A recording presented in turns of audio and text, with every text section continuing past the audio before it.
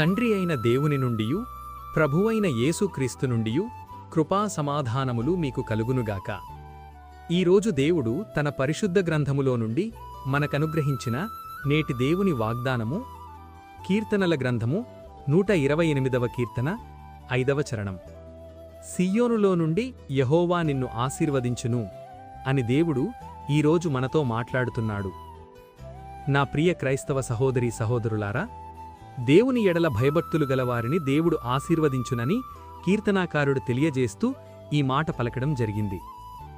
దేవుడు నిన్ను ఆశీర్వదించుటనగా నీవు తలపెట్టిన కార్యం సఫలమయ్యేటందుకు దేవుడిచ్చే శక్తి నీలో నిలిచియుండటం, నీతో దేవుని సన్నిధియుండుట, దేవుడు నీకు బలాన్ని, శక్తిని, సహాయాన్ని అందించడం, మేలైన దానిని జరిగించడం కోసం దేవుడు నీలో నీ ద్వారా పనిచేయడం.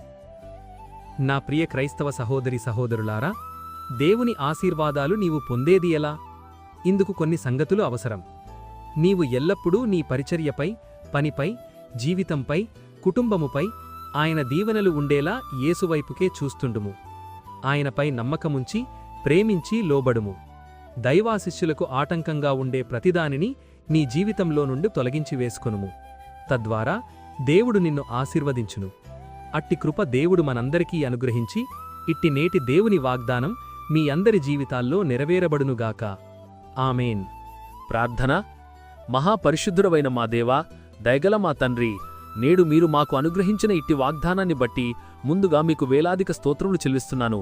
గడిచిన ఉదయకాలం మొదలుకొని నేటి ఈ ఉదయకాలము వరకు నీ కృపలో మమ్మును ఇంతవరకు కాచి కాపాడినందుకై, మమ్మును ఇంతవరకు సజీవుల లెక్కలో ఉంచినందుకై వేలాది స్తోత్రములు చెల్లిస్తున్నాను.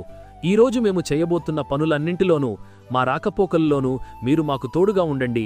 ప్రతి విధమైన దుష్టుని బంధకాల నుండి మమ్మును విడిపించండి. ప్రతి విధమైన వ్యాధి, బాధ, బలహీనతల నుండి విడిపించి సంపూర్ణ స్వస్థత అనుగ్రహించమని ప్రార్థిస్తున్నాను. ప్రతి ఒక్కరి కుటుంబాల్లో ఆర్థిక ఇబ్బందుల నుండి లేవనెత్తి క్షేమాభివృద్ధిని దయచేయమని ప్రార్థిస్తున్నాను. ప్రతి ఒక్కరి జీవితాల్లో శాంతి, సమాధానం, నెమ్మది దయచేసి మీ కృపలో భద్రపరచమని నజరేయుడైన యేసయ్య నామములు ప్రార్థించి వేడుకొనుచున్నాను నా ప్రియ పరలోక పరమ తండ్రి. ఆమేన్. దేవుని కృప, ఆయన నిత్య సన్నిధి కాపుదల సదాకాలం